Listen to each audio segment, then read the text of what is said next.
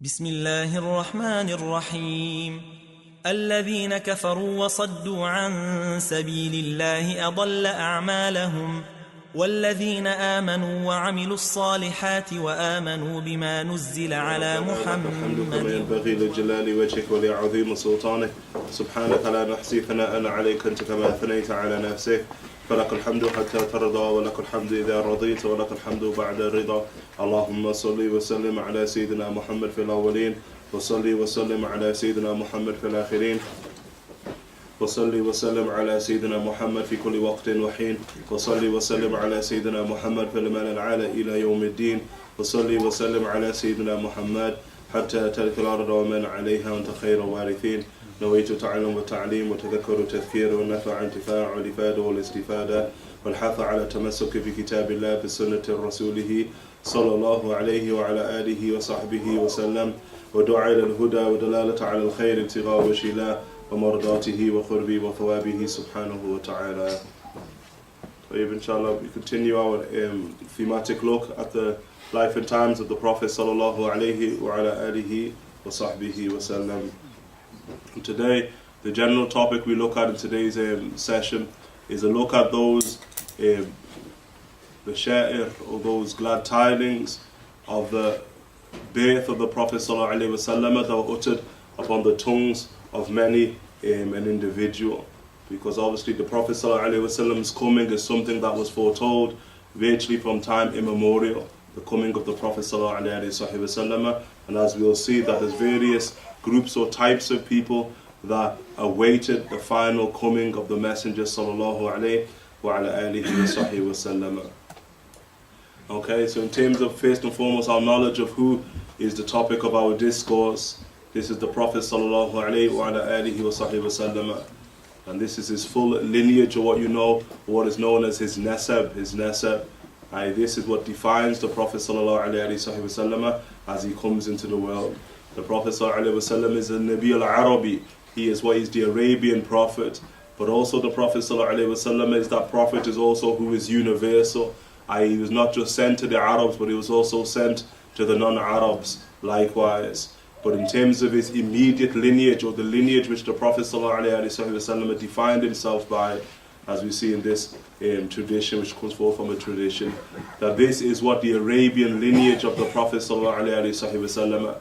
Thereafter, the Prophet ﷺ says, كَذَّبَ النَّسَابُونَ, that those who take his lineage beyond Adnan ibn Ud, who take it beyond him, have lied. Okay? The Prophet ﷺ here chose to define himself as an Arabian prophet. Although the lineage of the Prophet ﷺ goes beyond the Arabs, the Prophet ﷺ, in terms of the various types of Arabs, he's known as what's called al-Musta'araba. And al-Musta'araba are those Arabicized non-Arabs, because the lineage of the Prophet ﷺ goes outside of the Arabian race. He's of the sons of Ibrahim alayhi salam, and Ibrahim alayhi salam was not an Arab. Okay, so he is the father of Qasim, Muhammad, the son of Abdullah, the son of Abdul Muttalib, the son of Hashim, the son of Abd Manaf, the son of Qusay, the son of Kilab, the son of Murra, the son of Ka'b, the son of Lu'ay, the son of Ghalib, the son of Fihr, the son of Malik, the son of Al-Nadr, the son of Kinana, the son of Khuzaymah, the son of Mudrika, the son of Ilyas, the son of Mudar, the son of Nizar, the son of Ma'ad, the son of Adnan.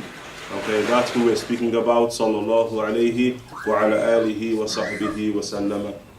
And as we sort of generally looked at in our first session, that no thematic or no in-depth quote-unquote study of the Prophet sallallahu alayhi wa sallam would do justice to such a vast being, sallallahu alayhi wa ala alihi wa sahbihi wa sallam. But one of the things which is very important, and Allah subhanahu wa ta'ala has predicated felicity upon it, is that we get to know the Messenger sallallahu alayhi wa sallam.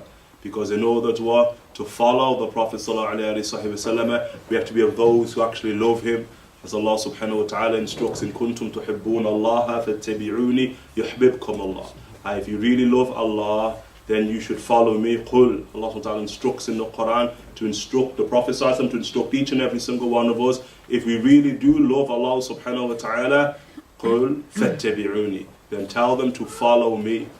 Muhammad sallallahu alayhi wa alihi wa sallam, yuhbibkum Allah. And thereafter Allah subhanahu wa ta'ala will love them, wa yaghfir lakum dhunubakum, and Allah subhanahu wa ta'ala will forgive your sins.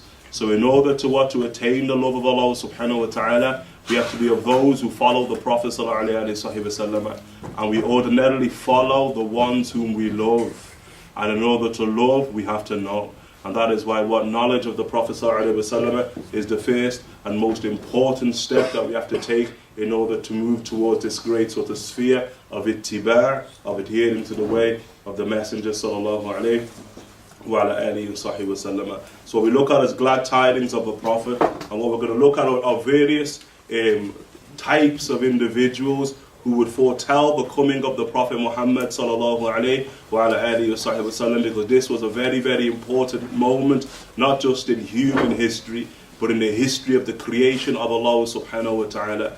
Because the Prophet sallallahu alayhi wa sallam, according to our belief as Muslims, is the greatest of all of Allah subhanahu wa ta'ala's creation. And that places the Prophet ﷺ beyond all of the various prophets, as great as they are. The likes of Sayyidina Ibrahim, the likes of Sayyidina Musa, Moses, the likes of Sayyidina Nuh, the likes of Sayyidina Jesus, alayhimus salam. He's beyond all of them prophets, as mighty and as great as they are with creation, and great and mighty with Allah subhanahu wa ta'ala. Likewise, the Prophet ﷺ is beyond the mighty angels, the great archangels of Allah subhanahu wa ta'ala. He's greater than Gabriel, he's greater than Mikael, he's greater than Azrael, he's greater than Israfil. And we could go through all of the various angels, but the Prophet ﷺ is beyond each and every single one of them. And if we were to delve into the Sunnatul Mutahhara and we look at the vastness of those traditions that relate to the coming of the Prophet ﷺ, we'll find that all creation was anticipating the moment where they would finally engage that great and blessed being sallallahu alayhi wa sallam. As an example, a mere beast, what's called the Buraq, that we know in the tradition that this is the riding beasts of all prophets, that every single prophet would ride a beast that's known as the Buraq, And that Buraq, that when its moment finally came, in the Hadith of Bukhari and Muslim, for the Prophet ﷺ to manifest in front of the Buraq and to ride the Buraq, that the Buraq begins to bolt and it begins to sweat profusely. And what the ulama have said, that this was not because that the Buraq was untamed. It was a tamed beast. Every single prophet had ridden that great beast, but because that was the moment that the great Buraq had long awaited. That moment where the Prophet Muhammad ﷺ would ride on the blessed back of that blessed beast. And likewise, we also see about the great angels in the heavens.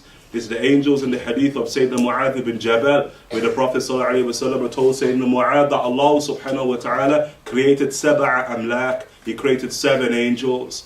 And then Allah subhanahu wa ta'ala created sab'a samawat, He created 7 heavens, and placed each and every single angel on those 7 heavens. Or rather, each and every single heaven was created for those 7 angels, and they guard what? They call the guardians of the 7 angels. And likewise, we see them in Al-Bukhari and Muslim and the multiple traditions that speak about the ascension of the Prophet ﷺ through sab'a tibaq, through the 7 spheres of existence.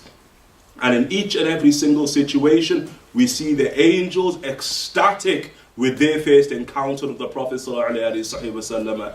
Ni'mal Majid Ja, Ni'mal Majid Ja. You'd hear them say in Sahih Bukhari and Muslim, what a blessed, a beautiful individual that has come unto us this day. And we're going to say with all of creation, each and every single great being, lofty being in creation, the coming of the Prophet ﷺ is something that was foretold in time immemorial. And as we will see first and foremost with the Prophet, it's not something that was just foretold, but it was something that Allah Himself took a covenant, a contract with each and every single prophet over the coming of the Prophet Muhammad ﷺ, that they should live in anticipation of his manifestation in their time. Okay, so the glad tidings of a prophet. First and foremost, we look at the prophets, i.e. how the prophets were of those who foretold the coming of the Prophet Muhammad sallallahu alaihi wasallam. And what's important to understand about prophets, that the prophets are the tongues of God upon earth. These are lisan al-sinatullah. These are the tongues of Allah subhanahu wa ta'ala upon earth. Okay, so they are going to warn humanity as well as those creatures that they may be sent to or beyond humanity, like the jinn as an example with regards to Sayyidina Sulaiman, of the coming of the Prophet Muhammad sallallahu alayhi wa ala alihi wa sahbihi wa sallam. The Prophet sallallahu alayhi wa sallam in al-Bukhari, he said that we, the company of prophets, are brothers who share the same father. Our religion is one. And this is a clear reference to, first and foremost, that we have one God, and we have one religion, and we have one fraternity of those ambassadors of Allah subhanahu wa ta'ala. As for what the one religion, in the deen indallahi Islam, Allah subhanahu wa ta'ala says that the only religion with Allah subhanahu wa ta'ala is Islam. And every single prophet brings Islam unto whom they have been sent. Okay? Allah subhanahu wa ta'ala sent a great amount of prophets. In terms of prophets, as the largest sphere of those blessed beings of Allah subhanahu wa ta'ala, human and blessed, that there are over 224,000 prophets that Allah subhanahu wa ta'ala has sent to creation. That each and every single nation, people, and each and every single unique time has had a prophet sent unto them. وَمَا كُنَّا مُعَذِّبِينَ حَتَّى نَبْعَثَ رَسُولًا. That never do we reap destruction upon a civilization until we have first sent unto them a prophet, messenger prophet. Okay? As for the prophets, they are the larger body. They are those uhiya ilayhi bishara. They're the ones who receive this great legal revelation from Allah subhanahu wa ta'ala. وَلَمْ يُؤْمَرْ بِتَبْلِيغِهِ. But they're not ultimately commanded to convey it by virtue of tongue, but they're commanded to convey it by virtue of deed. They become examples in society where human beings are being in charge by Allah subhanahu wa ta'ala to follow and to seek guidance unto Allah subhanahu wa ta'ala from. And that's, they're vast. And when we take into consideration that Allah subhanahu wa ta'ala in the Quran has only made us privy to 25, that's a really insignificant number with regards to the amount that Allah subhanahu wa ta'ala has sent to creation, human prophets, over 224,000. For amongst them 224,000, there are going to be 313 great prophets. And those 313 great prophets, they are known as Rusul.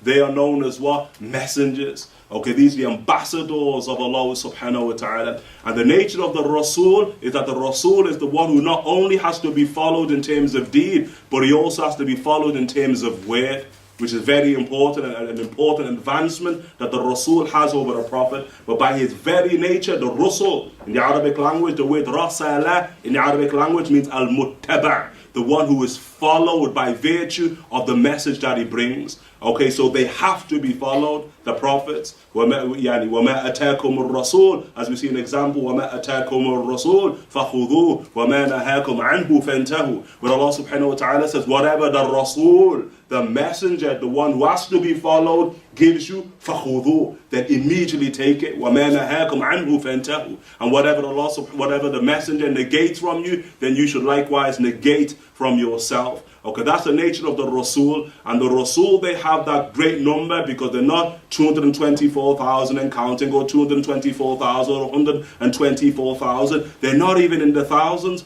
but they're only 313 individuals. A very special number with Allah subhanahu wa ta'ala. 313 were those who crossed the river with Saul, with Talut in Surah Al-Baqarah. 313 were the number of the warriors of Badr, the soldiers of Badr. And 313 are the number of the elite messengers of Allah subhanahu wa ta'ala who come unto creation. And from amongst them 313, there are 5 mighty ones that in the Quran are known as Ulul Azmi min al-Rusul.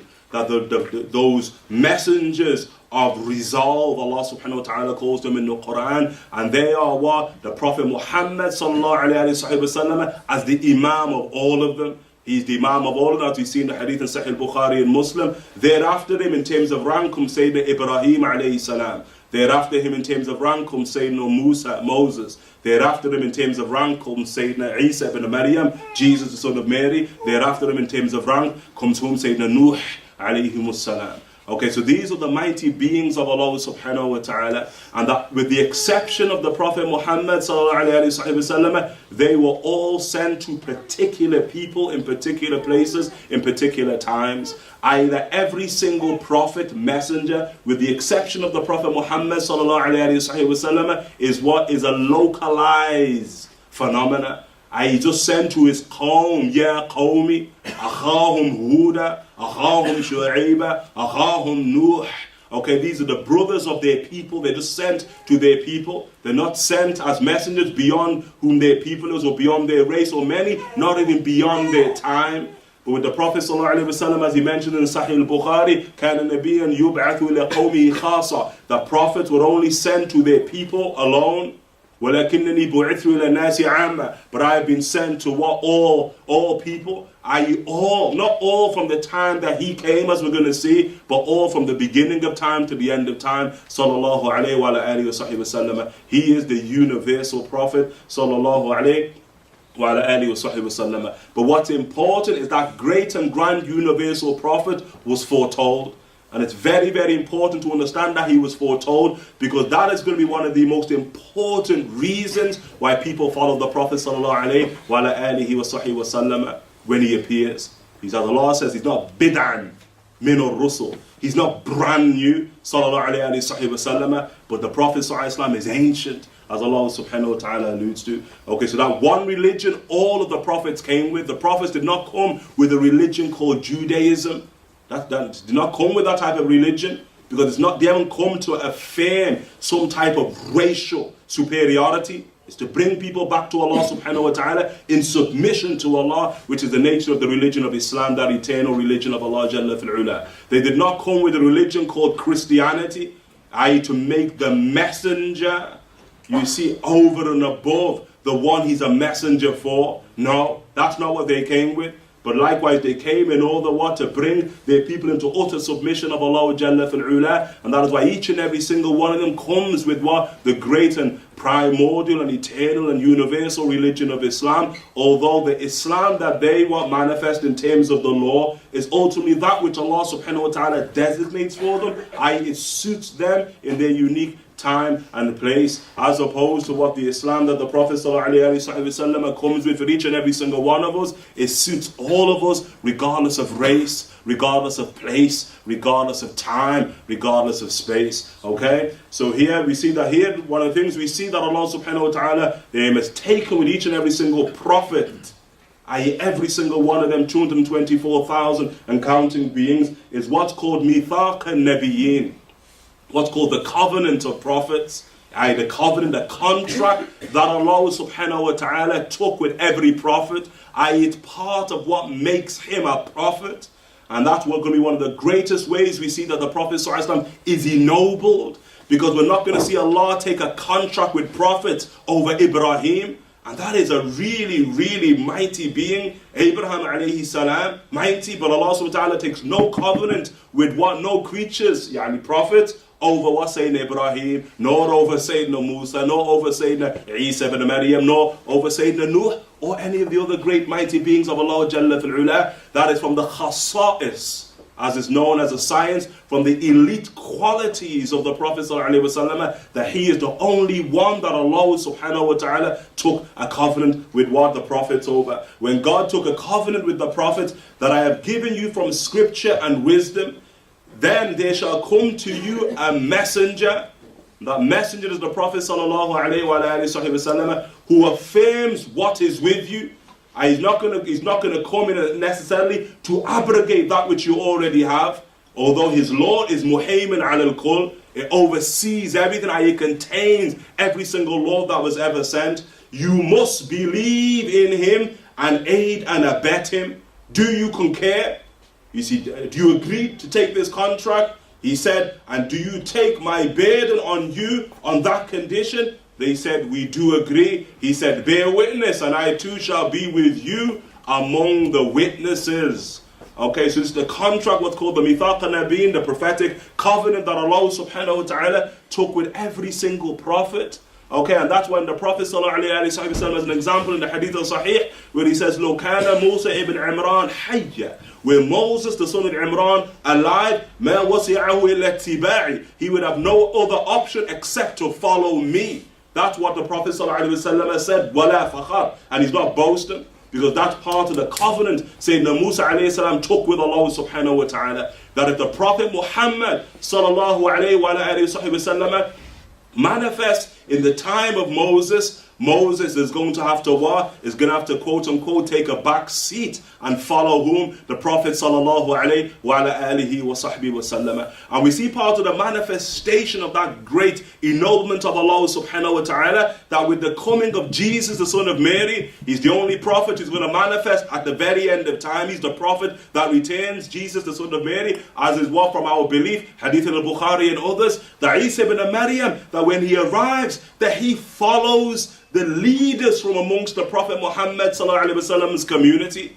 It's not that Isa, Jesus, takes the mantle of leadership, but when Muhammad ibn Abdullah, who's known as al-Mahdi al-Muntadhir, is with the great believers in Palestine, and he finally meets with Jesus, son of Mary, at the end of time, that is the Mahdi al-Muntadhir, the great leader at the end of time of the Muslim community, who is the one who Jesus establishes in leadership. And not that Jesus comes what? To overtake the leadership of a mere follower of the Prophet Muhammad sallallahu alaihi wasallam, who in the hadith the Prophet sallallahu alaihi wasallam said he's not even the best man alive in that day. That there are other followers of the Prophet sallallahu alaihi wasallam who are greater than the Mahdi in and of himself. But yet Jesus, son of Mary, what? He's going to be of those who's in the ranks of the army of that great individual. Okay, so what's important is the Prophet sallallahu alaihi wasallam is the one who's been granted leadership. And what we have to understand is that if Allah subhanahu wa ta'ala has taken a covenant with prophets over the Prophet sallallahu alaihi wa sallam, then by extension they're going to be able to recognize what he looks like. By extension, they're going to be identify how he behaves, sallallahu alayhi wa sallam, which is going to be of critical importance because the description of the Prophet sallallahu alayhi wa sallam, as well as the description of his characteristics, his behavioral patterns, is going to be a legacy of each and every single prophet and a gift of each and every single prophet unto their communities. And unless we understand that, then there are going to be many things in seerah that we're going to be somewhat oblivious of. Okay? So that's with regards to the prophets. And again, what's the point here? That we have what's called ulul baqiyya. I mean, ulul baqiyya are the remnants, those who remain or have some remnants of the way of prophets. Okay? Prophets, when they die, their knowledge doesn't die with them. That's one of the beauties of knowledge. That's what the Prophet sallallahu alaihi wa sallam, he says that one of the things that a human being that continues on after the life and death of a human being, in the hadith of Nasa'i, is knowledge. Continues on. And there's no knowledge that continues on greater than the knowledge that prophets bring with those tongues of Allah subhanahu wa ta'ala on the face of planet Earth. That's great. As Allah subhanahu wa ta'ala says, as for that which will benefit humanity, it will remain upon the face of the earth. And nothing benefits humanity more than knowledge. So when we look at the forefathers, as we're going to look at, or we're going to look at the kings of the world, as we'll look at, or we look at some of these great monotheistic individuals or others, that we'll find ultimately that therefore telling the coming of the Prophet ﷺ is part of their inheritance that has came from prophets of old. Okay, so the forefathers, and obviously the forefathers here, we're looking at the forefathers of the Prophet ﷺ, and in the interest of time, we single out some of his great forefathers who would speak about the Prophet ﷺ. From the get-go, we should understand that the forefathers of the Prophet ﷺ were all tahir, they were all pure. And they were all people of sujood, all people who prostrated unto Allah Jalla fil Ula. That is the opinion that the vast majority of the scholars of the ulama have gone to, with the verse in Surah Al-Shu'ara where Allah subhanahu wa ta'ala says, وَتَقَلُّبُكَ. Taqallub is your sojourning, your moving, fi sajidin, in the loins of those who fall prostrate. Allah subhanahu wa ta'ala speaking to the Prophet sallallahu alaihi wasallam about his sojourning through the loins of all of his forefathers. And Allah subhanahu wa ta'ala called them sajidin. And the word sajidin is reserved for those who make sujood, not to idols, but those who make sujood to Allah subhanahu wa ta'ala. And that is a clear indication of the purity, as we see in other ahadith of the Prophet sallallahu alaihi wasallam, who spoke about his forefathers and foremothers being pure individuals. Okay, not people who are prone to any type of disobedience to Allah subhanahu wa ta'ala, especially in terms of what? In terms of the worship of Allah Jalla fil Ula. Okay, so here the Prophet sallallahu alaihi wasallam is what? It's clear that his forefathers are pure monotheists. Okay, And what the onus of proof is upon the claimant. And you're going to find some people who are going to claim that they weren't. Tayyib, bring your proof.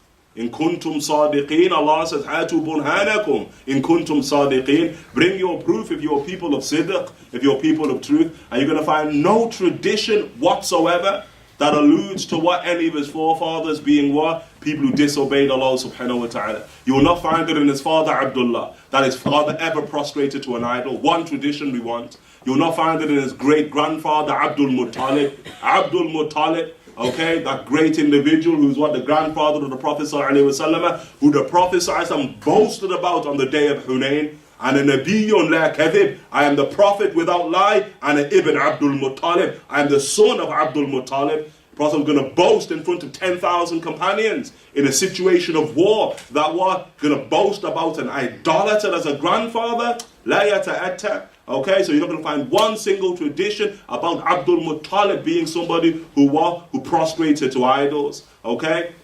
And that's going to be critical in regards to other beings like Abu Talib, who's the uncle of the Prophet ﷺ, who from his last words of Abu Talib was, I am upon the religion of Abdul Muttalib. That was the words he used.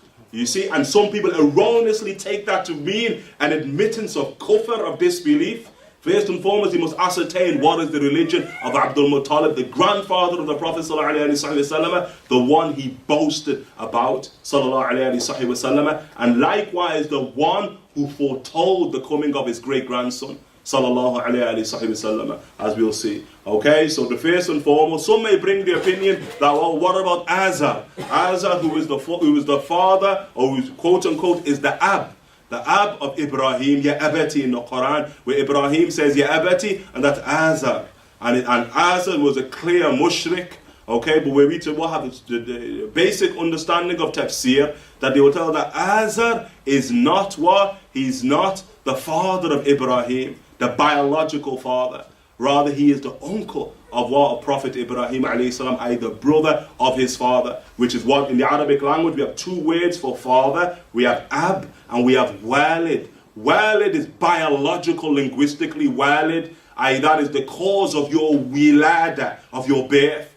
Your walid or your walida, as in modern Arabic, although walid is sound for mother and father without putting a tara and marbuta in classical language of the Arabs. Okay, so the walid is your biological father, and Ibrahim does not call him Ya walidi, Ya walidi.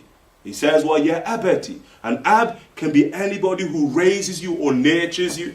That's why we're going to see that the Prophet ﷺ called many women ummi. Ba'da ummi. This is my mother after my mother. Okay? That we see Abu Talib when he's asked by the monk Bahira, Yani man anta, who are you to the boy? He says, Ana Abu, I'm his ab. And Abu Talib's not lying by saying I'm his ab, because he's the one who's raised the Prophet from the age of 8 to the age of 13 at the point where they meet Bahira. Okay? But Bahira says, it's not that which I mean. I mean, who is his actual biological father?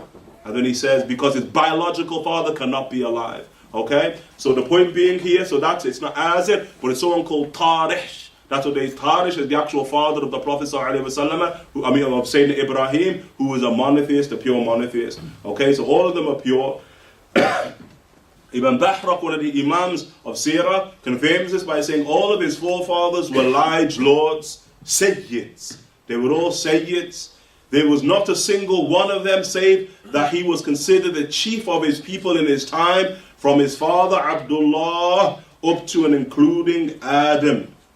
They were Sayyids, great people who brought forth great sunans on the face of the earth, especially within inside the confines of the Arabian world. When we look at some of his Arab forefathers, that they're masters of their people, and they were people who brought about great things for their people, and thereby were ultimately lauded by their people, regardless of whether they were from the same sub-tribe clan or not. Okay? We look at an example of one of the forefathers of the Prophet ﷺ, whose name is Ka'b ibn Lu'ay. Ka'b ibn Lu'ay.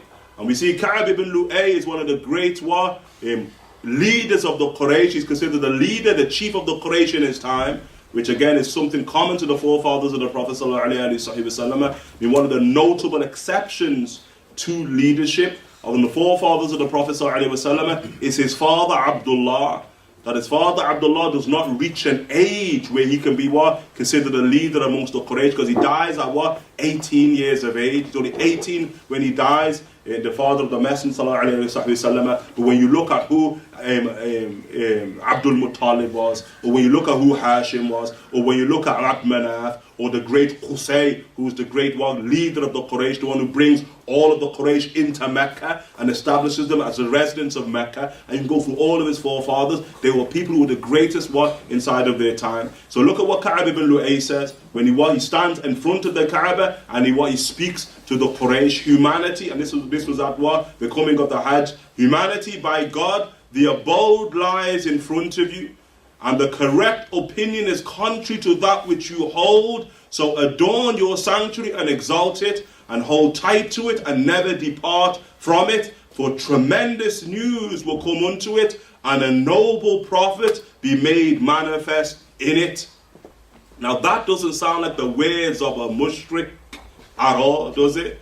But it actually sounds as words of somebody who's standing in direct opposition to shirk or polytheism, that which was brought to the Arabs, the Western Arabs, by whom? By a tribe called Khuza'ah. A tribe called Khuza'ah, who are not from the lineage of the Prophet ﷺ. They're the ones who bring idolatry into what? Into Mecca and into what? The Arabs of Western Arabia. Okay? And the forefathers of the Prophet ﷺ are from those who stood in direct opposition to the dominant way of life thereafter. Because before that, the Western Arabians were people of absolute fitra, primordial, natural beings, who were still living on the what? On the original way of Sayyidina Ibrahim alayhi salam. And that's why we see in Surah Yasin, مَا أُنذِرَ آبَاؤُهُمْ فَهُمْ غَافِلُونَ. That مَا أُنذِرَ آبَاؤُهُمْ فَهُمْ غَافِلُونَ, that there are two tafsirs that are based in Surah Yasin. مَا أُنذِرَ آبَاؤُهُمْ, that their forefathers have not been warned, فَهُمْ غَافِلُونَ.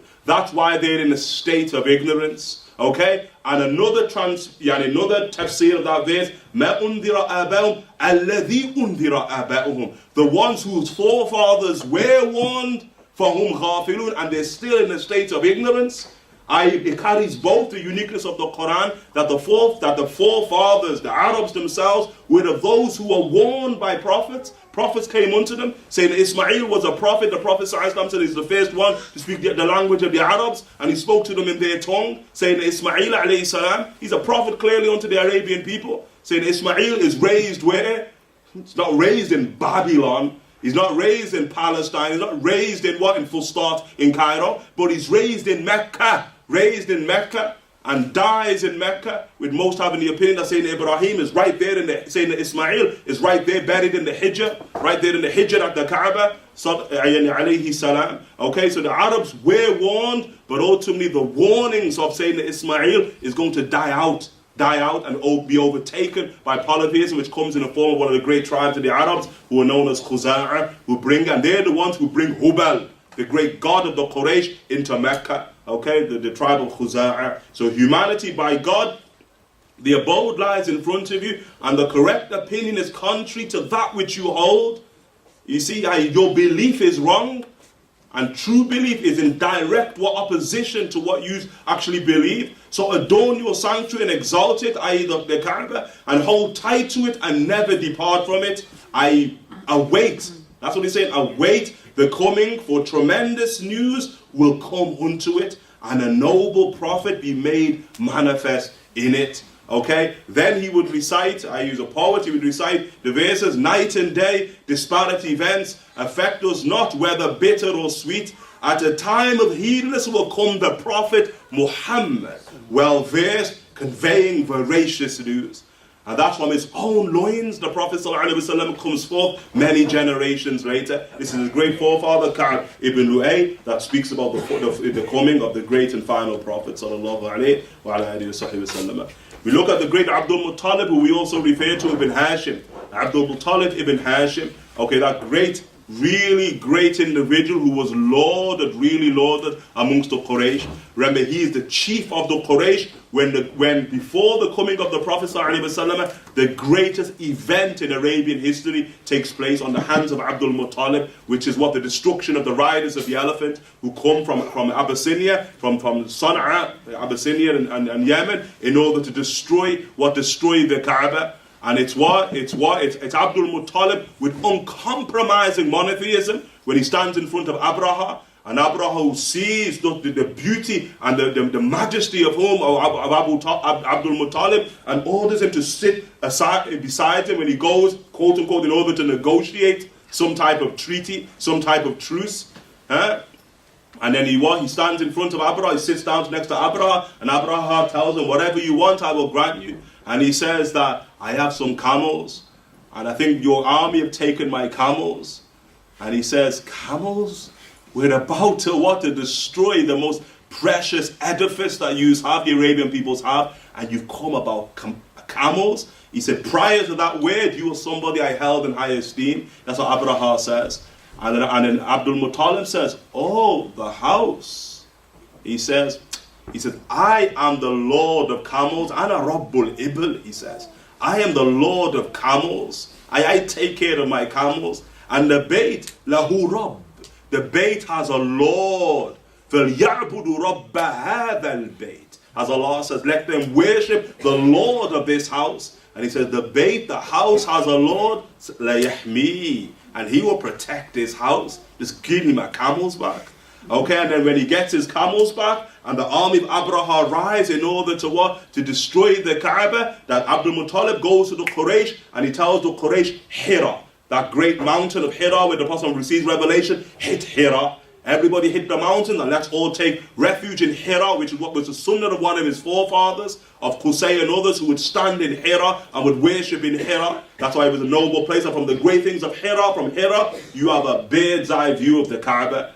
Khalas, it's a ringside seat. So the Quraysh all hit the mountain, and they're all in Hira, and then khalas, what takes place is history. And it's so historical that becomes the name or the way by which they measure history from that point onwards. It becomes known as the year of the elephant. When Allah subhanahu wa ta'ala sends little ababil, little birds who not only pelt those the army of Abraha, but each and every single stone musawwama. Each and every single stone has the name of that person who's going to be killed upon it, thrown upon him. Okay? And that happens on the hands of whom? The great Abdul Muttalib ibn Hashim. May Allah subhanahu wa ta'ala raise him in degrees. He was a man of noble stature, the boast of the Prophet sallallahu alayhi wa alihi wa sallam, as we said in the great tradition in Hunayn. In the interpretation of the dream of the silver chain, confirmation came that the seal of the Prophet would come from his loins. And that's a dream we're saying that with Abdul Muttalib sees coming out of his loins a silver chain coming out of his loins. Okay, and Abdul Muttalib, remember, his dreams are powerful dreams, because what was Zamzam? Zamzam was legend. There was no Zamzam in the time of Abdul Muttalib, or the time of Hashim. Let's say Hashim, the father of Abdul Muttalib. What was Zamzam? It was just the stuff of legends. What about the treasure of what? The treasure of the great Khuza'a and Jurhum, which was buried inside of the well of Zamzam. It was the stuff of legends. But it was the dream of Abdul Muttalib, where in a dream state he saw where the well of Zamzam was. He saw where the treasures of the Kaaba was buried, and he goes and digs right in front of the Kaaba on sacred ground, to which the Quraysh are about to attack him, despite his stature, until the well of Zamzam, which is stuff of legend, is no longer a legend. You see, it doesn't move from legend into myth, but it becomes reality, manifests on the hands of Abdul Muttalib. Likewise, in this great dream that he has, he sees this silver chain coming out of his loins. Okay, to which he interprets the dream as being the Prophet at the end of time will come from my offspring. Okay, and remember the Prophet in the hadith of Hind ibn Abi Hala, that he's described as silver. That's from the description, like Jidul Fidda. The Prophet is described as by Hindi ibn Abi Hala as silver, sallallahu alayhi wa sallam, is something we see confirmed inside the dream of whom? Of Abdul Muttalib ibn Hashim. Okay, and what's beautiful about that is that even Abdul Muttalib, when he goes onto we want to look at some of the monks, some of these hermits, these religious recluses inside of Arabia, that when he goes into one of them whose name is Isa, he builds his monastery just outside of the sacred city of Mecca. And when Abdul Muttalib, when he goes onto Isa on the night the Prophet ﷺ was born, the Isa says to him, I knew he would come from your loins. I knew it. Okay? And that's one of the reasons why he placed his hermitage where he placed it. So again, this is something that was foretold. Remember, Abdul Muttalib is one who's going to engage one of the kings of Arabia at the time. We will see, whose name is Saif the Yazan. And with Saif the Yazan, likewise, who also foretells the coming of the Prophet ﷺ, but not only foretells, but he describes him. And when Abdul Muttalib, who comes to the Yemen, to Sana'a, the capital of the Yemen, and Saif the Yazan is being lauded by the Arabs. Why? Because he is the one who has expelled the Abyssinians from the Yemen. 20-year rules the Abyssinians had over Yemen. That is the king of Yemen called Saif the Yazan who expels them. So Abdul Muttalib, as the leader of Mecca, the chief of Mecca, he goes with a delegation to Saif the Yazan in order to pay his respects. And it's at that point when Saif the Yazan is going to tell Abdul Muttalib of the coming of the Prophet at the end of time. And he describes him. And then when he describes him, Abdul Muttalib said, I have a boy in my midst who fits that description. Okay, fits that description. Okay, so from amongst those who spoke about him was Khosrow, the king of Persia. Khosrow, with his great viziers, who would also speak about the coming of the Prophet ﷺ, and particularly the miraculous events that take place on the actual night that the Prophet ﷺ is born. Okay, that we see the great fire of Persia, a fire that had been lit for over a millennia. Okay, of Persia extinguished. Okay, we see the 14 balconies, the balconies of Persia, all of them collapse. Each and every single one of them collapse on the same night the Prophet ﷺ was born. And when they seek knowledge of why is all this taking place, that what they are told, that the Prophet at the end of time, their wise with the Prophet at the end of time has finally been born. That's the night that the Prophet ﷺ is born. So that's something that Khosrow, the king of Persia, was well aware of. Although it's important to understand that the Khosrow who foretold it is not the Khosrow who the Prophet ﷺ faces. It's not the one who rips up, yani mazzaqa risalati. Wallah sayumazzik mulkahu. As the Prophet ﷺ said, that he ripped up my letter, Allah will tear his kingdom to shreds. The Prophet ﷺ says about the Khosrow. That Khosrow is 14 Khosrows later. That's why the 14 balconies which fell, it was a sign that there's only ever going to be 14 kings of Persia remaining. Okay, and that was the last Khosrow, the one who ripped up the letter of the Prophet ﷺ, and the Prophet ﷺ, and that's going to be finally brought to its knees under the great armies of Sa'd ibn Abi Waqqas and Ikramah ibn Abi Jahl. Okay, so Khosrow, the king of Persia. But amongst them is Hercules, the great Roman Empire, Hercules II, who's known as Herakl, the one the Prophet ﷺ called him Azim Rome. Prophet called him the great Roman Empire. He used that word to describe him in his letter unto Hercules II. And he's the one, it's a long hadith in Sahih al-Bukhari, when he first and foremost meets the great messenger of the Prophet ﷺ, whose name is Sayyidina Dihya al-Kalbi, Sayyidina Dihya bin Amr al-Kalbi. Sayyidina Dihya al-Kalbi is considered the most beautiful form after the Prophet ﷺ. And Dihya al-Kalbi, that was the form that Gabriel would ordinarily descend in the form of Dihya al-Kalbi. And that's the same individual, the Sahaba, who the Prophet ﷺ sends to Rome, sends to meet Hercules with the letter. And when he stands in, when he doesn't even meet Hercules, he just sees Hercules on a red carpet, and he takes the letter of the Prophet ﷺ and just throws it in front of him on the carpet and goes, and coughs. That's it, khalas. That's how they are, the companions, mashallah ta'ala. Meaning when you're in the presence of Nabawiyy, kullu shay'in ba'daka al-jalal. Everything after you is just easy, is lower. So when they walk, you see the great Sahaba when they walk into Rabi' bin Amir, when he walks in front of Khazraj with his spear, his harba, his spear, using it as a walking stick on the great marble of Khazraj. And he don't give a damn, because who is he? Yani, likewise saying a dihya, well, you bow to the king of Rome and throw it on the floor, Ya Allah, Bismillah. And then what? And then when the king of the Roman Empire takes the letter, says, who threw this? He says, me.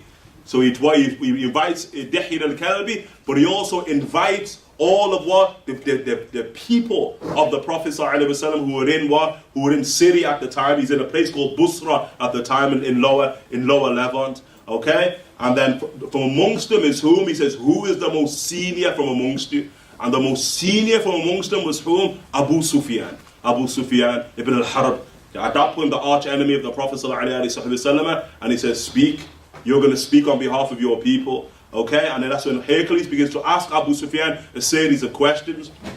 To which Abu Sufyan says that if others, look, the dexterity, the cleverness of Caesar, because he invites everybody. And why? Because if he's lying, somebody will object. And Abu Sufyan in Hadith al-Bukhari says that if other people were not present, I would have lied. He said, I would have lied, but I couldn't, so that I would not be seen as a liar in front of the great Caesar. And he asks several things, but one of the things he asks about the lineage of the Prophet ﷺ. What's his lineage? Who are his people? And who are his forefathers? Are these noble people? Are these aristocrats? Or are these some type of lower people? And Abu Sufyan says, no, every single one of them are aristocrats, noble people, sayyids from amongst their people. And he goes on and asks several things about the Prophet ﷺ. Tell us about his religion. When people enter his religion, does anybody leave his religion? Sufyan says, no. Once they enter, khalas, it's for life. That's it. There's no apostasy. That's what Abu Sufyan says about the way of the Prophet ﷺ. To which Caesar eventually says to Abu Sufyan, is that if what you're saying is true, then the one you're speaking about is going to control right beneath my feet.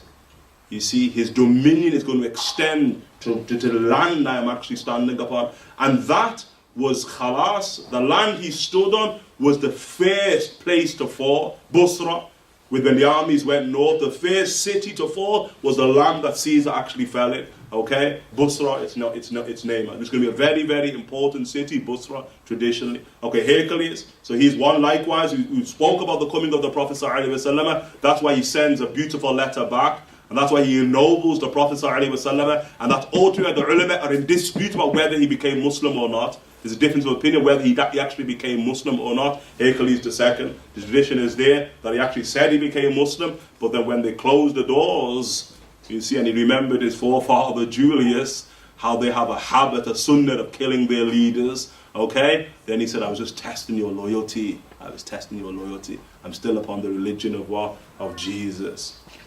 As if changing wasn't. So Saif Dhu Yazid, we said Saif Dhu Yazid, the Himyari king, we mentioned him before. He's the one Abu Sufyan meets, and he describes the Prophet ﷺ in terms of facial features as well as in terms of his characteristics. And Abu Sufyan said, I have such a boy from amongst me, and he tells him to return quickly back and guard that boy with your life. And Abu Sufyan, that's the same year Abdul Muttalib dies. It's the 8th year after the Prophet was 8 years of age when Abdul Muttalib goes to the Yemen, and when he returns back, he dies soon after. Okay. Likewise with Asad al-Kamil, the king of Tubba'. The Tubba' kings are what? Are the dynasty who also rules Yemen. He likewise in one of his poems, I bore witness that Ahmed is indeed a messenger from God, the creator of mankind. If I were to live until his time, I would be his minister and the son of his uncle. Okay? But here he's speaking about the Prophet ﷺ with the name of Ahmed, which as we know is the name that Jesus, son of Mary, calls the Prophet ﷺ in Surah Al-Saf. Okay, so Jesus, he recognizes the Prophet ﷺ by his heavenly name, because Ahmed is his heavenly name, whereas Muhammad is his earthly name. Sallallahu alayhi wa alihi wa sahbihi wa sallam. I bore witness that Ahmed is indeed a messenger from God, the creator of mankind. If I were to live until his time, I would be his minister and the son of his uncle. Tayyib, inshallah ta'ala. So does anyone have any questions at this point, inshallah? Because we're going to look at the monks and monotheists also. Those who foretold his coming. Do you have any questions, inshallah ta'ala? The point that Abu Talib became as Muslim. Abu Talib, regards to Abu Talib, يعني تلك الأمة قد خلت. No, the uncle of the Prophet. نعم, Abu Talib. But you regard him as Muslim. No, I said تلك الأمة قد خلت. Allah tells in the Quran, تلك الأمة قد خلت لها ما كسبت ولكم ما كسبتم. That is a people who are dead. They will get whatever they've earned, and we will get whatever we have earned. There are multiple ahadith which speak about Abu Talib, and the ulama are in differences of opinion, with the vast majority of the ulama on the opinion that Abu Talib naja. Abu Talib died as a believer. The opposite, most of the ulama think that Abu Talib died really mushrik. No. And the least punishment on the day of judgment will be Abu Talib, and will be like a sort of fire on his soul, and his brain will be boiled. Sahih. And the hadith is sahih. The hadith is sahih that Abu Talib will be placed in the Prophet ﷺ said, the hayat min al-nar, which means the shallow waters of the hellfire, he'll be placed in, such that the hellfire will come up to his ankles, which will make his brains boil. Okay? That's hadith sahih. But what does that hadith mean? Is that hadith what? A proof of his shirk? Okay? I mean, if you want a proof of his shirk, show us him as a mushrik. That's the only way you can have qata' of his shirk. The only way you can be absolutely sure of his shirk, show us him declaring loyalty to Hubal or to Manat or Al-Uzza. Show us the loyalty to that. You're not going to find any loyalty to that. Okay? That's the first. So what did those ulama who say that, well, what does the hadith mean? They say that the hadith which speaks about the punishment of Abu Talib is a very clear, they say it's actually a proof for, not against, because that punishment is the punishment of Jahannam. Okay, that there are 7 darakat of hell. The lowest darakat, descending level of hell, what I mean the lowest, it's the highest, the least punishment, is called Jahannam. And that darakat of hell is reserved for disobedient believers. I don't want to argue more than that. Okay, I mean, it's not an argument. I don't think we can. Jahannam in the Quran is Jahannam, so it's Huh? not. There are seven gates for Jahannam. There are different levels, but Jahannam in the Quran, you cannot say Jahannam is part of Jahannam. Jahannam is Jahannam. What does Jahannam is Jahannam mean? Fire, and they have fire, isn't it? Jahannam is which? But Jahannam in Arabic. What is Jahannam? Is Jahannam even an Arabic word? Yeah, what it is? Is it an Arabic word? Yes. No, it's not. It's a Persian word. So What is in the Quran? What it means, Jahannam? Jahannam is Gahannam. It has no translation. It's a word which musta'arab comes from the Persian language. Yeah. And Jahannam, if you open up books of Islamic belief, Aqidah, you will see that Jahannam is the lowest of the 7 darakat of hell. And that Jahannam, it's, inshallah ta'ala, we ask Allah subhanahu wa ta'ala to open us up and to allow us to understand the religion. Ameen, ameen, ameen, ameen. So Jahannam is the lowest rank of hellfire. It's the hellfire in the hadith, that is going to be completely free of those who are punished. I think you should let me finish. That's what's called adab. Is that if the lowest level of hellfire, where eventually even Ibn Taymiyyah, Ahmed Ibn Taymiyyah mentions it, that all of the it's gonna be free of any type of person who's been punished in it, and such that greenage foliage is going to grow upon Jahannam. It's well known, so all we're going to do is open up the books of our tradition and you will see Jahannam described. Jahannam is not lava, Jahannam is not sa'ir. There are multiple different levels of hellfire. Okay? That's the nature of what it is. So Abu Talib is something, what we say, that there's something where there's a difference of opinion upon it. Difference of opinion. What does a difference of opinion mean? There are those ulama who said Abu Talib died as a mushrik and is going to hell. That's a call from amongst the corpus of the statements of our religion. Khalas. Likewise, there are those who are of the opinion, and they are the majority, who are of the opinion that Abu Talib did not die as a mushrik, because we have zero evidence what's called qat'i, absolute evidence to say he was a mushrik. In fact, we have the opposite. We have the statement of Abbas ibn Abdul Muttalib, where the Prophet on his deathbed is saying, say a word that I will guarantee your safety in the hereafter. And then the Prophet, as he walks back, Abbas ibn Abdul Muttalib turns to the Prophet and says, qalaha. He said it. And then the Prophet says to Abbas ibn Abdul Muttalib, I didn't hear it. Okay, that's the hadith sahih. Now what we ask is the security of Abu Talib upon the Prophet hearing it? I mean, does the Prophet have to hear Abu Talib's profession of shahada in order for Abu Talib to be saved? La. Otherwise each and every single one of us would be damned. Every one of us would be damned. As he heard our profession, you see in the same, as he heard our profession, so Abbas, who's a believer, I heard him say it. The Prophet said, I didn't hear him.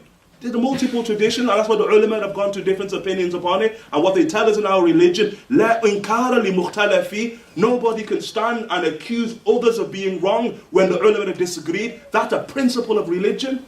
And khalas, conclusive.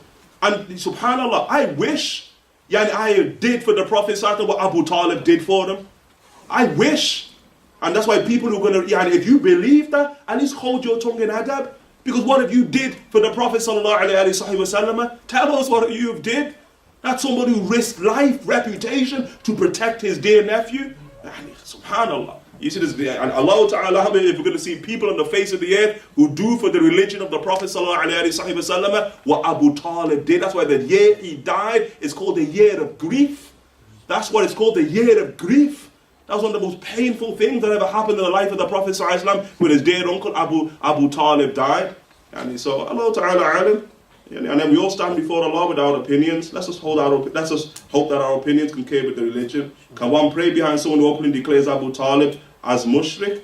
And of course you can, that's what we just said.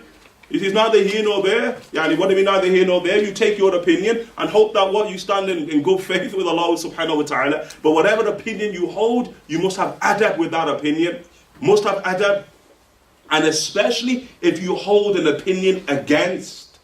If you hold an opinion against. Okay? And remember, great people have held opinions against. From the likes of the great people who held opinions against, I like to Imam Nawawi. What are you going to say about it? Can you pray behind Imam Nawawi? Yahya Sharafuddin Nawawi radiallahu ta'ala who had an opinion against. But you don't see Imam Nawawi writing books and standing on the mimbar and declaring that they're all in hellfire, do you? That's an opinion that one of the great mujtahids of this ummah came to, al-ilm, based upon knowledge, fima dhahara lahu, in that which manifested to him. Full stop, yani. So it's not an issue can you pray behind it, it's not something that renders somebody's aqeedah batil, for or against. Okay? So any further questions, inshallah ta'ala? Na'am. If the Rasul taught us to not hold our lineage and our nobility in high regard because we're all equal, why does he hold his sort of noble lineage in high regard and sort of boast about it? Okay, I mean, the first issue, I think the assumption there is that the Prophet taught us not to hold our lineage in high regard. Okay, I don't think that's the case. He taught us that. I think what the Prophet ﷺ taught us is that our lineage is not sufficient in and of itself on the Day of Judgment. Okay? That's what our Prophet ﷺ taught us. That people who hold onto their lineage, regardless of their approachment of Allah subhanahu wa ta'ala, it's all about their lineage, it's all about their forefathers. That is blameworthy.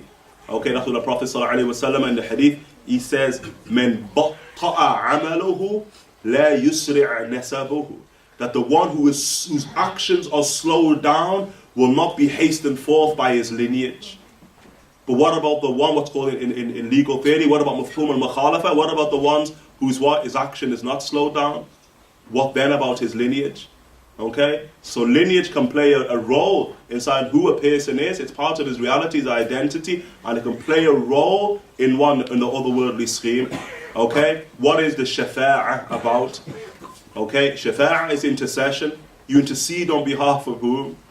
Okay? Intercession is primarily based upon lineage, although it's other things also. It can be related to what? To religion, people you know in religion, friends in religion, or what have you. But its primary function is what? Is lineage. That's what the great shafa'ah of the Prophet ﷺ in the books of Aqidah is for his family, And in the highest abode in paradise, which is called wasila, which is beyond firdaus al-a'la. Wasila is what is the highest echelon of the highest firdaus, and there are faradis, different in firdauses, okay? Is that is reserved for the Prophet ﷺ and his family. And here the ulama of Aqidah yastaghrib, they're amazed, they say, subhanallah, look at this, you're going to see members of the family of the Prophet ﷺ having higher abodes than prophets. And the only thing that got them there was what? Obviously their good faith and their practice, but their blood lineage to the Prophet ﷺ. So lineage can play a role, it does play a role, but so long as the faith doesn't negate that, and it's not in the case in the place of faith. Do you have examples or names of the ulama who said Abu Talib possibly died a Muslim? Of Abu Talib? Yeah. And too many to mention. Any particular names? Just to... Sheikh Yusuf al-Nabahani as an example. Imam al-Shami as an example. Imam al-Bahraq as an example. Okay? And too many to mention. If you actually read seerah, the writers of seerah, you're going to struggle to find the writers of seerah say the opposite to that. And you open up the books of seerah themselves, where they're going to pronounce judgment, quote unquote, what was clear to them with regards to the fate of Abu Talib. That's it. Now. Can I ask you, those direct descendants of the Prophet ﷺ today, if they fail in their duty to practice and deliver Islam, what position will they be in? What do you mean they fail in their Well, duty? is it just assumed that, is it just taken for granted that those direct descendants will practice Islam to a highest possible level? Is it? No, that's not the assumption. That's not the assumption at all. I don't think that's the assumption at all. I mean, reality is reality. Maybe it's not an assumption made. The one thing about our religion, we have a good opinion of people, okay? And we especially have a good opinion of people who have what? Who have the bloods of prophets inside of them. I mean, look at the Jews as an example. In the Shari'atul Mutahhar and the Sharia, contrary to what most Muslims believe, the Jews outside of Islam, the Muslims, are considered the highest people on earth. Outside of the Muslims, the Jews, in our Sharia, in our law, they are ennobled, far more ennobled than the Christians are inside of our tradition. And on the basis of what? On the basis of their lineage, that they're from the bloodline of Harun mostly, and some of the bloodline of Moses. Blood, basically, okay? And that's why even in the books of the law, when they say when a Jew comes and says, I am a Jew, that you cannot doubt him. You're sinning in Sharia to doubt him saying that he's what? A Jew. You must prove he's not. He doesn't have to prove he is, based upon his claim. Where they say the Christians are the opposite. The Christians, they have to prove they are. Not you have to prove they ain't. It's part of the ennoblement of the Jews, but it's based upon whom their blood, because it's the blood of prophets inside of them. Okay? So likewise, but does that mean the Jews are that's noble inside of the world? Oh, the world can be a very, very different scheme. Okay? But likewise with those who are from the blood lineage of the Prophet ﷺ, that's blessed blood. And every generation of Islam has what? Sown as blessed blood. Okay, and when Sunni Islam began to what? Be heedless of that, that's what brought about the problem of the Shia. Okay, when we neglected the family of the Prophet as being central to Sunni thought, and when you look at any of the Imams, Imam Malik, Imam Abu Hanifa, Imam al-Shafi'i, especially al-Shafi'i, Imam Ahmed ibn Hanbal, it was central to the way the Sunnis saw the world, the family of the Prophet ﷺ, due to multiple hadith. When we neglected that, that's what brought about the extremism of the Shia. Okay? But it's no assumption that they're the most pious of the pious. Definitely that's not an assumption, no. No. Regarding the Abu Talib, I want to mention something. Oh, I think we all have an Abu Talib complex. Do we believe he's guiding or no? But as part of the nuzul of this ayat, Allah subhanahu wa ta'ala saying, they say, إنك لا تهدي من أحببت ولكن الله لا تهدي من أحببت. This is أسباب النزول because of Abu Talib. No. But that's proof for that is no guided, but it's different punishment this is different. طيب, that usually when that verse is quoted, لا تهدي من أحببت ولكن الله يهدي من يشاء, without a doubt they say that that relates to Abu Talib. But what I struggle here to understand from what you're saying is that how does that verse conclusive of him being a disbeliever? It's saying you don't guide whom you love. Allah guides whom He pleases. Can Allah's pleasure concur with the love of the Prophet ﷺ? Can it? All that verse is what? Is confirming in the beginning of the affair, which was in the time of Mecca, that Allah subhanahu wa ta'ala had not placed guidance in the hands of the Prophet ﷺ, had not placed guidance in his hands. It was clearly based upon the will of Allah Jalla fil Ula. So no matter how much you try with those whom you love, if Allah doesn't will it, وَمَا يَشَاءُونَ إِلَّا أَن يَشَاءَ Allah. That unless Allah wills it, it cannot be. وَإِنَّكَ لَتَهْدِي إِلَى صِرَاطٍ مُسْتَقِيمٍ. But we don't quote that verse. That verily you, Muhammad, you guide to the straight path. Same word used. Because the ulama say that's a different stage in the development of the Prophet ﷺ as a prophet upon earth. Okay? It's as if that whomever He pleases to guide, Allah guides them immediately. Sallallahu alayhi wa sallam. So that verse is not conclusive. Okay? It's not conclusive because what we must basically understand here, when ulama speak, and these are not people who are going to quote a verse and just take what's called the zahir. Yani when they speak on this issue, they're going to speak on this issue based upon every single thing that was revealed or mentioned about that individual. Pronouncement of kufr is very, very difficult.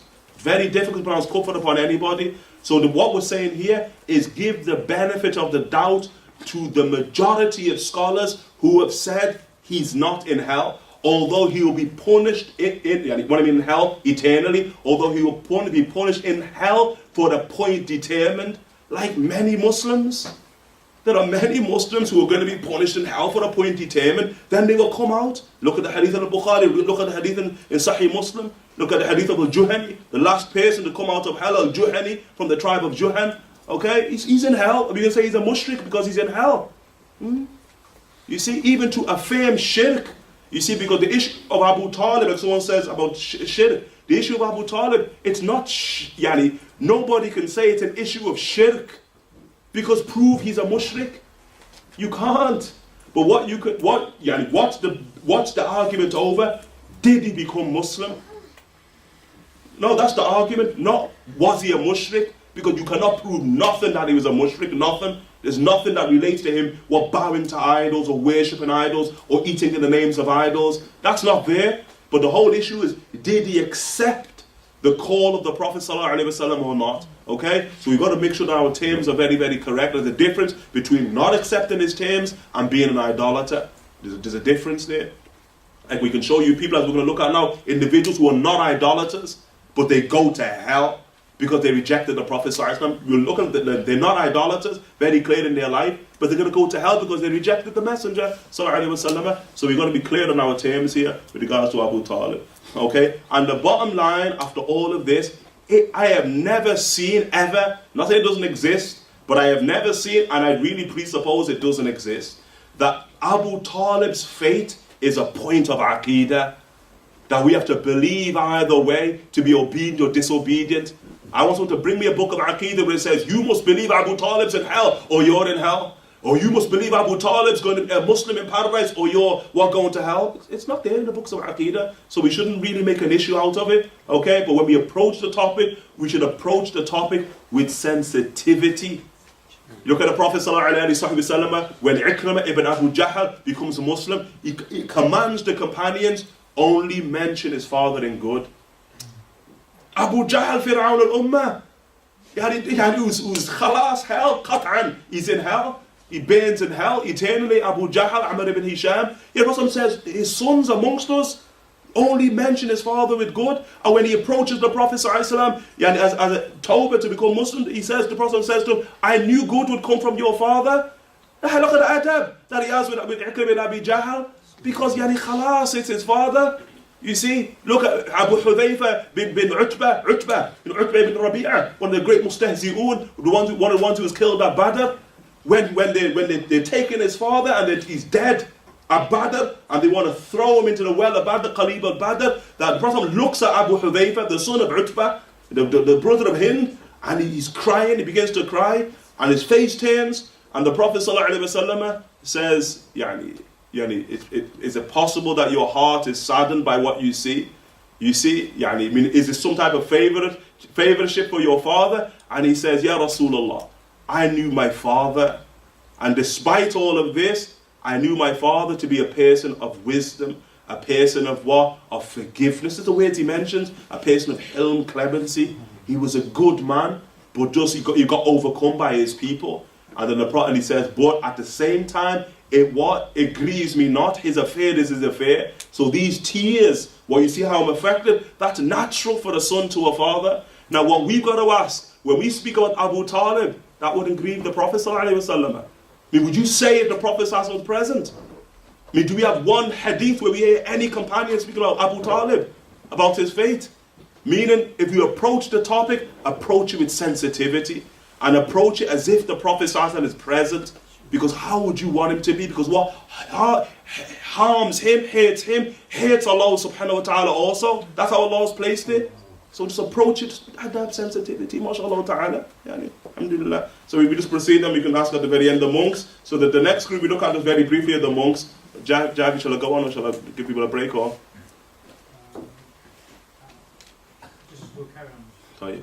So what are the monks? The monks, these are these monotheists, and they are from chains of monotheists who took Arabia as a place of refuge.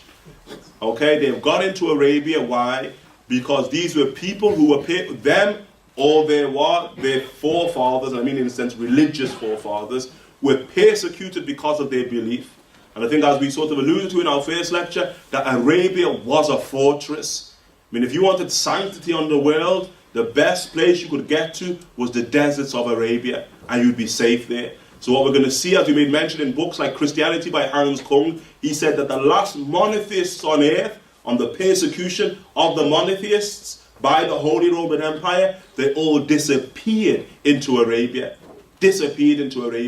And also, to add to this, we know in the traditions of Islam that also Jesus, the son of Mary, as well as Maryam, the mother of Jesus, send the disciples and others into Arabia, okay, to await the coming of the final prophet. There's a manuscript that's just been found in Cairo with regards to Maryam alayhi salam sending one of the disciples to Spain, Andalus, to await the coming of the final prophet in Andalus. Okay, that's there from earliest documents. Okay, but Arabia was definitely that fortress. And what we're going to find in our tradition, in our seerah, are many monks who lived the length and breadth of Arabia in hermitages. The most important of whom are those who are awaiting the coming of the Prophet ﷺ. Why? Because what's very interesting is where they have built their monasteries, their hermitages. So we're going to see them in Busra, which is going to be a very important place. We're going to see them outside of Busra.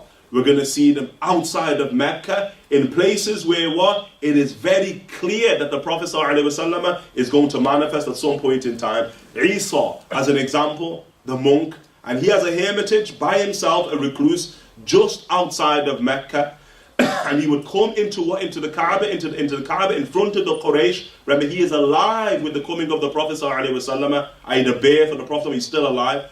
O good company of Quraysh, a prophet will manifest amongst you, he says, who will be obeyed by the Arabs and the non-Arabs. The time of his appearance has drawn near. Okay, so that's Isa. We mentioned Isa before. He is the first person that Abdul Muttalib goes to on the birth of the Prophet ﷺ. Because Abdul Muttalib, when he has news that the Prophet ﷺ has been born, that he now has a grandson, and what's really important about that to Abdul Muttalib, not only in his dreams, but also, remember, his beloved son Abdullah died at a tender age, 18, and this is in a sense the only thing ﷺ that he left behind. So this is a great moment for Abdul Muttalib, and as soon as he hears the Prophet ﷺ has been born in the house of whom? Abu Talib. He's born in the house of Abu Talib. You should always remember that. Is that Abdul Muttalib takes to the Kaaba, And when he gets to the Kaaba, he starts doing tawaf around the Kaaba. Yeah, this is his face to rejoice. Tawaf around the Kaaba, Abdul Muttalib. And when he's making tawaf around the Kaaba, he sees the idols of the Quraysh that are huge idols, and they are affixed to the ground through lead. He sees them collapse. He starts seeing them falling down, Abdul Muttalib. And this is like what is going on to Abdul Muttalib. And Abdul Muttalib heads straight for Isa, this monk. And when he tells Isa what has taken place, and that it's on the same night I just had a boy born, and that Isa said that he had seen the star, because he goes to investigate, as does another Jewish person in seerah, you see them, they go and invest, what has happened tonight? Something special has happened tonight. Okay, and when they go to the Prophet, when they go and they find out that the Prophet has been born, and this Jew actually is the one who goes in, the Jewish person goes in, sees the Prophet, he just falls unconscious, falls out, knocked out on the spot by seeing the Prophet ﷺ. And when he comes to and walks out, he says, the Prophet at the end of time, the Prophet at the end of time. Okay? Isa, that when he hears this from Abdul Muttalib, he said, I knew he would come from your loins. I knew he would come from your loins. This is Isa, and he said that's why he would situate his a monastery where he placed it. Bahira is one of the most famous ones, Bahira. Okay? And who is Bahira? Okay? Bahira is the monk who's going to come into the life of the Prophet ﷺ at 13 years of age. At 13 years of age, the Prophet ﷺ is going to what? He's going to go on a trip north, a business trip, with his uncle Abu Talib. Abu Talib leads a business trip to the north, to Palestine, Syria, because this is from the Quraysh, what in the Quran, رِحْلَةَ الشِّتَاءِ وَالصَّيْفِ, the sojourning of the Quraysh by the winter and the summer. In the summer, the Quraysh would go north to the Levant, to greater Palestine, and in the winter they would go south to where? To the Yemen. And ordinarily, who was the one who brought that in as a sunnah of the Quraysh? He mentioned in the Quran, Hashim, the great grandfather of the Prophet ﷺ. And Hashim would be the one who initially would go north, and his brother Muttalib is the one who would go south. Okay, Hashim is the father of Abdul Muttalib. Okay, so Abu Talib, is the one who takes this delegation, this business trip north into the Levant, that when he approaches just outside of Busra, that there is a hermitage situated on a mountain, a hermitage by a monk that they all know is called Bahira. And one of the things they know about Bahira, that Bahira never speaks to anybody and never engages anybody. Okay?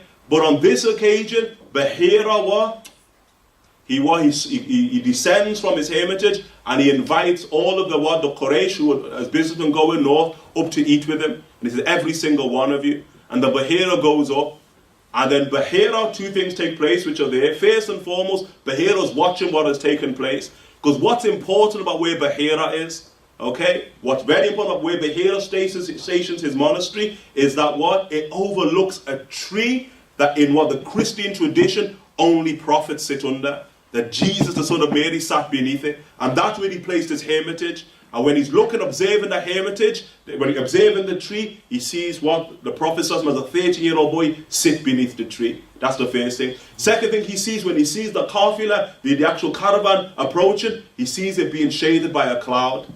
Okay? And then when he invites them all up and they all ascend, he sees that they ascend, but the cloud does not follow them. Okay, so he said, is everybody here? They said, yes. He said, no, everybody's not here. They said, no, we've left a young boy behind who's looking after our goods. He said, my condition to eat with me was that you bring everybody, every single one of you. So they then summoned the young boy who was sallallahu alaihi wasallam, at 13 years of age. Okay? And when the Prophet sallallahu alaihi wasallam ascends, khalas, it's as clear as daylight to Bahira. This is the Prophet at the end of time. But he has to confirm two things. And from the things that he wants to confirm, which come down to the tradition, is first, as we made mention of before, does he have a father? Abu Talib said, I am his father. He says, no, his biological father. He cannot be alive. He cannot be alive. I mean, the decision's already made. This is the Prophet. So then what? He says, no, I am his what? His father has died. I am his what? The brother of his father. And I'm his guardian. And then the second thing that Bahira wants to see is what? The seal of prophecy. on the back of the Prophet ﷺ, to which when he goes behind the Prophet ﷺ, he notices the seal of prophecy. And the ulama say that the third thing that he noticed in the Prophet ﷺ was how he ate, how he was at the dinner table, ﷺ, because that was described also in the books of old. That's when Bahira tells whom? He tells Abu Talib, take this boy back to Mecca. Do not allow him to enter into the Holy Land. Because if he enters into the Holy Land, into Palestine, they are going to do him harm. That's what he tells Abu Talib. You see? Now that's a sound tradition. And as we're going to see, the tradition next comes sound. But what's important is that, which to me is what's important, is like Abdul Muttalib, is that these things, events are happening in their lives. I mean, you've got to read the accounts of Abu Talib about how the Prophet ﷺ was. The barakah that came with the Prophet ﷺ, him not allow any of his children to eat until the Prophet ﷺ was present, and he would be the first to eat. And that when he ate, we were barakah, shabi'na. We were satiated. When he was not at the table, we would find that the food was not enough to go around. And he witnesses many things in the life and times of the Prophet ﷺ. Remember, he's with the Prophet ﷺ from the Prophet being 8 years of age, until the Prophet ﷺ is 51 years of age. That's a lot of time, a long time to be with the Messenger ﷺ. And then at the end affair, then what? Okay, that's the big question. But here then when he sends him back, Abu Talib sends the Prophet ﷺ back to what he listens to Bahira. And then what transpires? The hadith in Tirmidhi. A group of Christians came unto the monk Bahira after he had ordered Abu Talib with the return of the Prophet. They said, we are in search of the oral prophet, having found mention of him in our books that he will pass by this way. He's 13 years of age in this month. That's the amount of information that they had. It is our mission that he be killed. They were assassins. What did Bahira do? He is Bahira. He thereby reminded them of God. ذَكَّرَهُمْ بِاللَّهِ. He reminded them of Allah, you Christians. Ittaqillah. Fear Allah subhanahu wa ta'ala, and said, do you not ponder an affair that God desires to decree? Is there anybody able to thwart it? They replied, nay. Thereby returning from whence they came. They headed back north. Okay? I mean, that's the type of information these people had about the Prophet ﷺ's coming at the end of time. Okay? They knew the exact place, the exact month that he would be in. He would be there. And if they knew, likewise, Bahira also was privy to that. Okay? The monotheists, we're going to finish on the monotheists. There's also other monks like Nusayra. Nusayra is Nastur. Nastur is the monk who sees the Prophet ﷺ when he was 24, 25 years of age in Busra. The Prophet ﷺ in his only venture outside of Arabia, when he goes to Busra on behalf of Khadija. Khadija hires the Prophet ﷺ before they're married to take a caravan up to trade in the Levant. Okay, and Khadija was extremely wealthy. Khadija, they said that when the Quraysh finally packed the caravans to go north, that the caravan of Khadija was greater than the entire caravans of the Quraysh combined. She was very wealthy. So in this case, she hires the Prophet ﷺ for twice the price she's ever paid anybody, because she's heard about his legendary trustworthiness. And then she sends alongside the Prophet ﷺ, one of his servants to actually observe the Prophet ﷺ. And he's the one who observes the Prophet ﷺ in the souk of Busra. And a monk called Nastur approaches him and says, who is this? He's observing the Prophet ﷺ in the souk, and he says, who is the man? And he describes who he is, and he says, this is the Prophet at the end of time. And that's going to be very important khabar, because when he returns back to Khadija, he tells Khadija immediately what has taken place. And that's why Khadija is going to immediately propose to the Prophet ﷺ, alongside the other miracles that manifest, like the cloud that was shading the Prophet that was returned back from Busra. Okay, so the monotheists are the last group we saw to look at, who foretell the Prophet ﷺ. These are what are known as the Hunafa. In Arabic, they're known as the Hunafa. And the Hunafa, the Hanif, in Arabic language, a Hanif is a deviant. That's what a Hanif means. It's a deviant. Hanafa means to deviate. Okay? But what does it mean here? These are socio-religious deviants. These are deviants when batil is the norm. That's what a Hanif is. Hanifan Musliman وَمَا كَانَ مِنَ الْمُشْرِكِينَ. Ibrahim was a Hanif. What does it mean Ibrahim was a Hanif? He lived in a society where idolatry was the norm, and he deviated from that norm, saying Ibrahim, the forefather, the one who called us Muslims, as Allah subhanahu wa ta'ala says in the Quran. Okay, so these Hunafa, what are they? The monotheists, I translate it as monotheists, but the Hunafa, they call it, the word is Hunafa, difficult way to bring it to English, but they are socio-religious, monotheistic deviants, because they face societies which are dominated by kufr, disbelief and idolatry. Okay? That's the Hunafa. And these are very important people. Why? Because they are going to prepare society, Arabian society, for the coming of the Prophet ﷺ. So that when he appears, ﷺ, that monotheism is not brand new. Okay, it's not going to be brand new. That the people who are going to be the ones who are going to face the Prophet ﷺ, oh, well, wasn't so-and-so speaking about that before, and so-and-so speaking about that before. They have a frame of reference for what the Prophet ﷺ is going to speak about. They're very, very important people, and many of them are great people, as the Prophet ﷺ is going to ultimately speak about them. Qus bin Sa'id al-Iyadi, Qus bin Sa'id al-Iyadi, on the authority of Abdullah ibn Abbas, said, verily Qus bin Sa'id al-Iyadi used to address his people at Iqab. What is Iqab? Iqab is like Munah. You know, when you go to Hajj and everyone camps upon Munah, okay, that is what, in Jahiliyyah, it was a place called Iqab. At Munah, same place, Munah, but it was called Iqab, it was Dhul Majaz. These were the great encampments in the time of Hajj, and they became great literary and mercantile festivals where people, the greatest poets of Arabia, would descend at Iqab, and they would begin to quote their poetry. The great 7 poems of Arabia were all what? Uttered at Iqab, all of them, okay? And also it was a place where what? You could trade. You see, because all of the Arabs from the 4 corners of Arabia would come with goods in order to trade at Iqab and Dhul Majaz, okay? And this is something that was part and parcel of Arabian life, and the Prophet ﷺ would be one to frequent Iqab. We're going to see that in his da'wah. He would go to Iqab, that's when he would call the tribes at Iqab in and of itself. So Qus bin Sa'ida used to address his people at Iqab festival, and from amongst the things that he mentioned was truth will become known min hahuna. He said from this direction, and he would point at the Kaaba, towards the direction of the Kaaba. This is where truth is going to manifest, and he would point in the direction of Mecca. They would ask, and what may this truth be? And he replied, a man from the offspring of Lu'ay bin Ghalib, who will summon you unto a word of monotheism, eternal life, and perpetual blessings. When he summons you, answer him. Were I to be certain that I would live to see his proclamation, I would be the first to move swiftly unto him. Okay? So we're going to look at a few of them here, inshallah. This is Qus bin Sa'ida al-Ayadi. Okay? He's the first.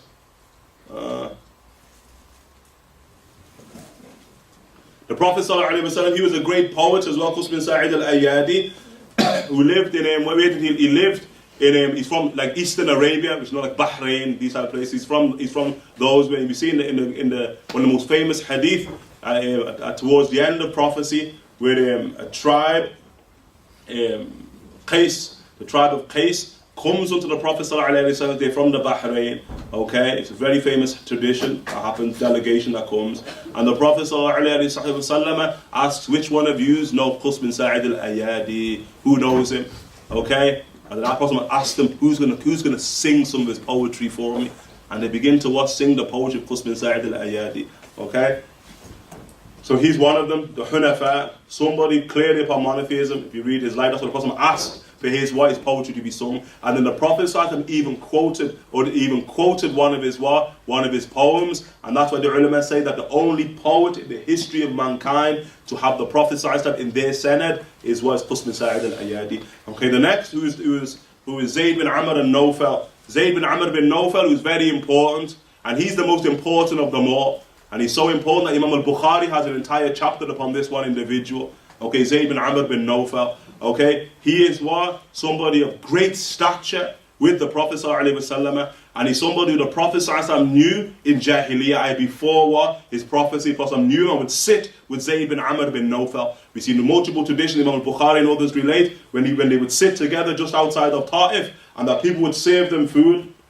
in the name of the gods of what? In the gods of the Arabians. And then Zayd bin Amr bin Nawfal, in the place where the food was placed in front of him, he said, I do not eat over food in which the name of God is not mentioned. I do not slaughter in the name of Allah. And then when the food would be taken then to the Prophet ﷺ, the Prophet would repeat the exact same statement. I do not eat food that has been slaughtered in other than the name of Allah subhanahu wa ta'ala. Take this away from me. Okay, Zayd bin Amr bin Nawfal was a person of great religious morals, as well as great sort of social ethics. That is why we see one of the great sort of tribulations of ancient Arabia was what? إِذَا الْمَوْءُودَةُ سُئِلَتْ بِأَيِّ ذَنْبٍ قُتِلَتْ. Allah subhanahu wa ta'ala says, when that young girl, the young girl, Arabian girl, is born and she's buried alive in the sand, and when she's raised on the day of judgment in front of Allah subhanahu wa ta'ala, Allah will ask her, بِأَيِّ ذَنْبٍ قُتِلَتْ.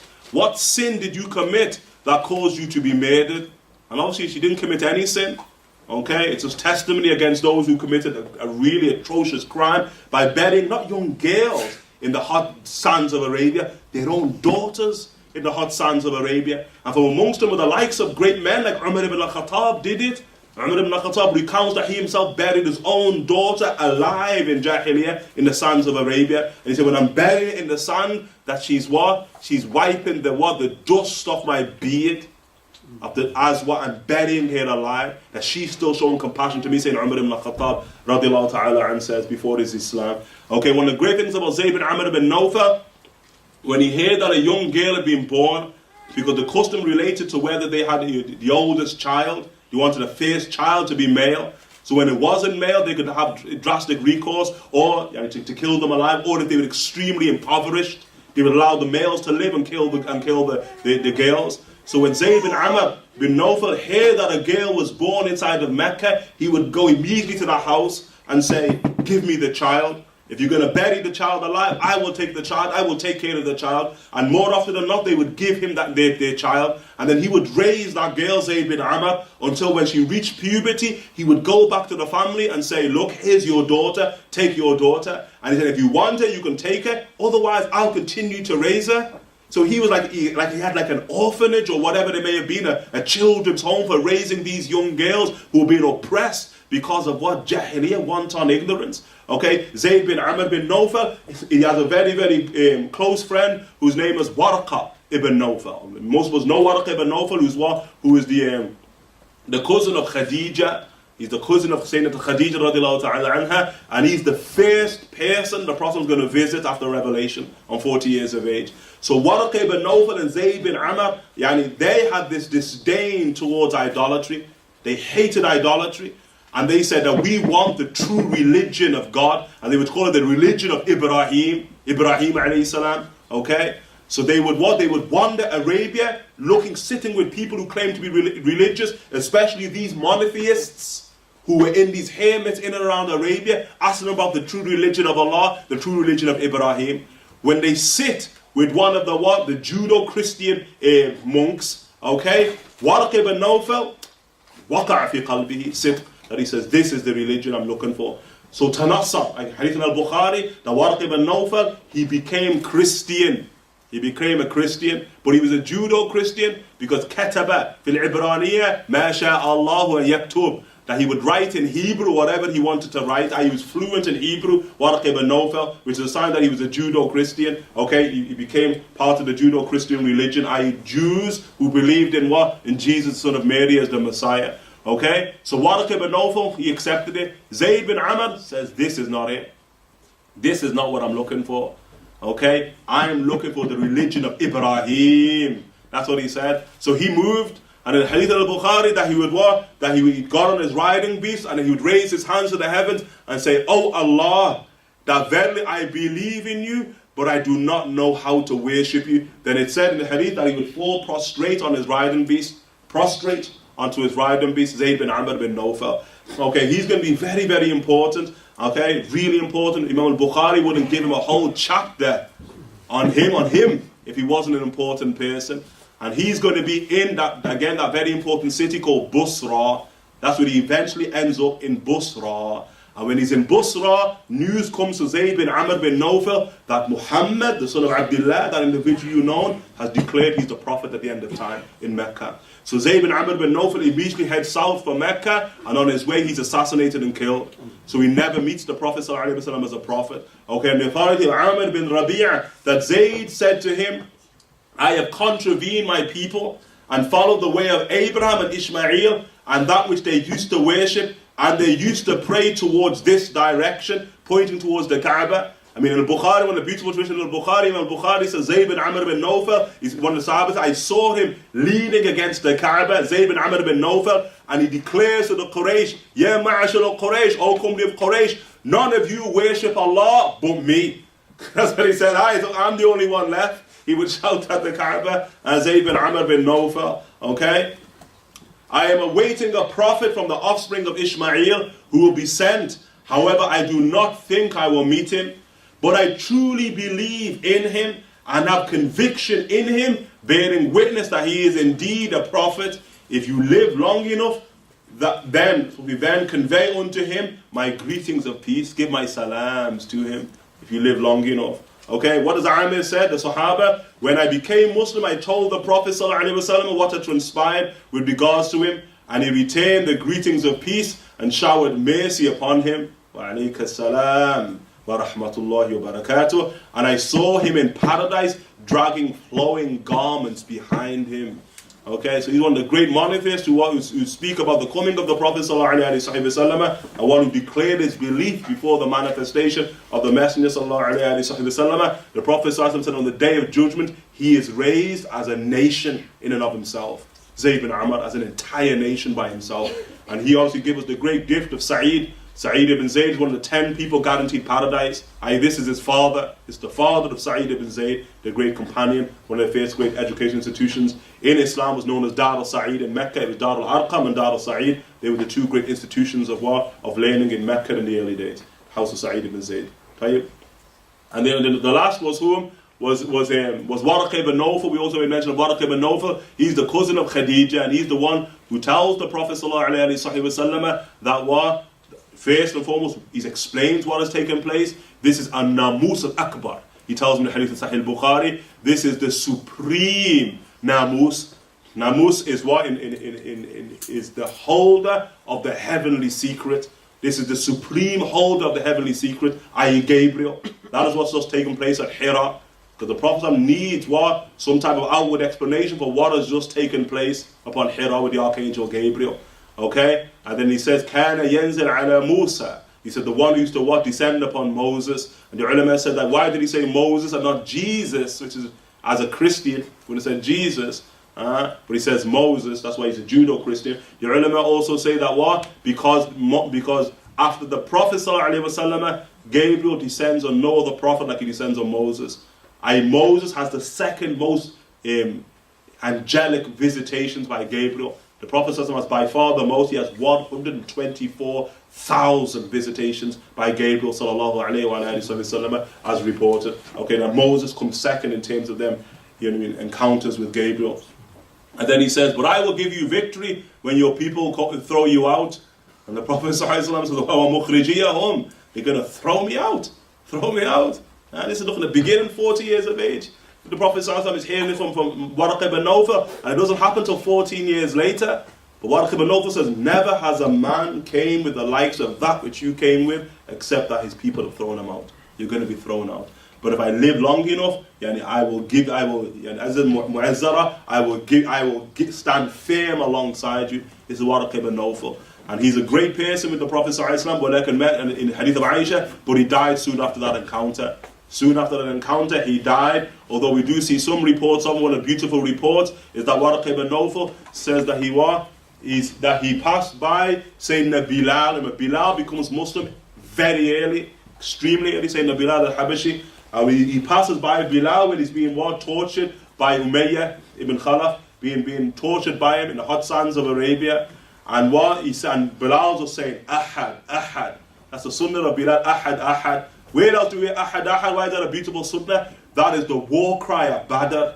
The war cry of the Muslims at Badr is Ahad, Ahad, Ahad. Ahad, Ahad. That's the war cry of the warriors at Badr, and that's the sunnah of Sayyidina Bilal radiallahu ta'ala an, in dire situation calling upon the one. And Waraq ibn Nawfal, he passes by Bilal and he says, be firm, be firm. He says, if you die under this punishment, I will take the place that you die as a maqam, as a place of spiritual visitation. That's what he says. That's what he says to Sayyidina Bilal, Waraq ibn Nawfal. And the Prophet ﷺ says in a beautiful tradition about whom Waraq ibn Nawfal, Ra'aytu shaykh fi jannah.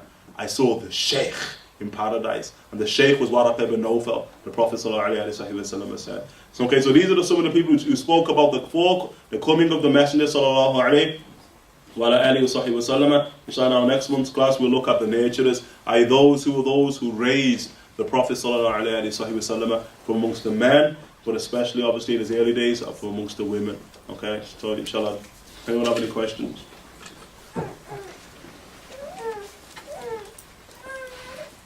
So yeah, well, this is one of the statements. I love everyone from the blessed nation of the Prophet sallallahu alaihi wasallam.